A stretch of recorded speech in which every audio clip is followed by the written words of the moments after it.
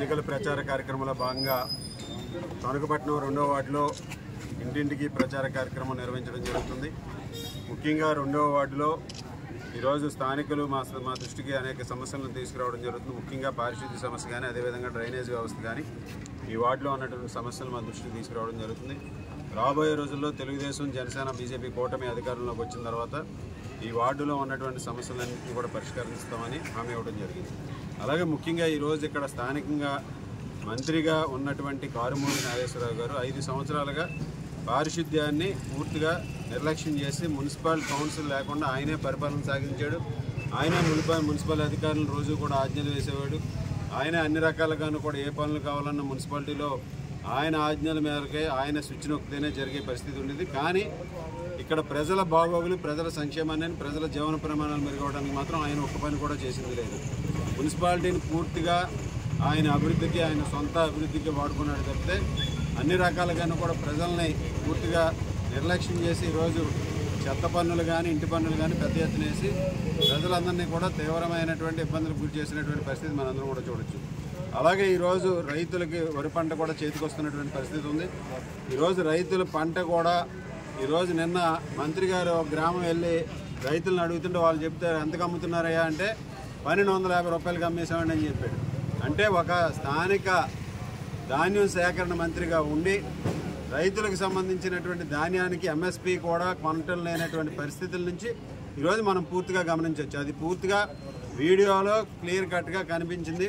మంత్రి గారు అడిగితే 1250కి అమ్మేసుకుంటున్నామని అని రైతులు చెప్తున్నారు. అంటే ఏ విధంగా ఉందో ఈ ప్రభుత్వ పనితీరు అనేది మనందరం కూడా చూడొచ్చు. ఈ విధంగా రైతులను మోసగించి దగా చేసి అన్ని విధాలుగాను కూడా నిర్లక్ష్యం చేసినటువంటి ప్రభుత్వం ఇది.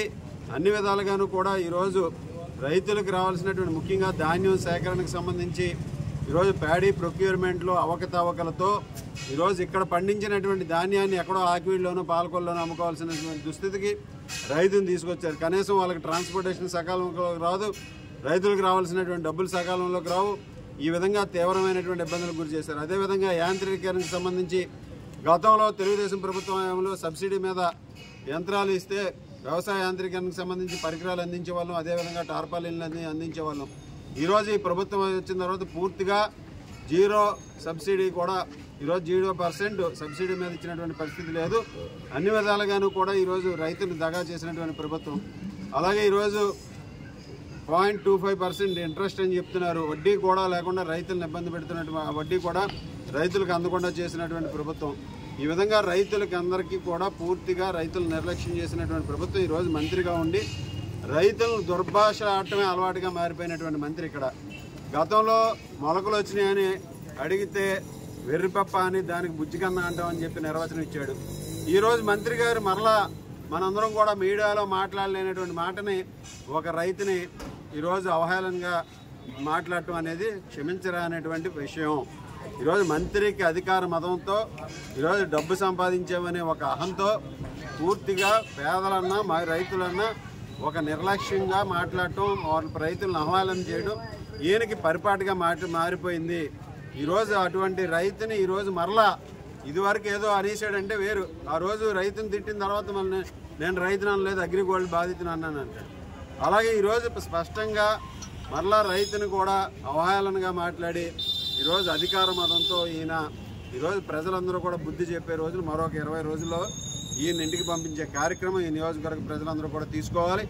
ఇటువంటి నాయకులు ప్రజాప్రతినిధులుగా ఉంటే ప్రజల పరిస్థితి ఏ విధంగా ఉంటుంది అనేది ఈ తణుకు నియోజకవర్గంలో ఉన్నటువంటి పరిస్థితి.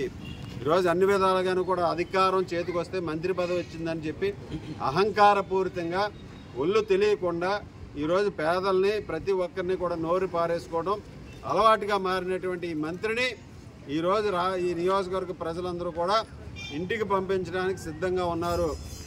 తరిమి కొట్టే రోజులు మరొక 20 రోజులు మాత్రమే ఉన్నాయి. ఈయన తట్టాబొడ్డా సర్దుకుని అన్నీ కూడా ఈరోజు వెళ్ళే పరిస్థితి వచ్చిందని ఈ సందర్భంగా తెలియజేస్తున్నాను.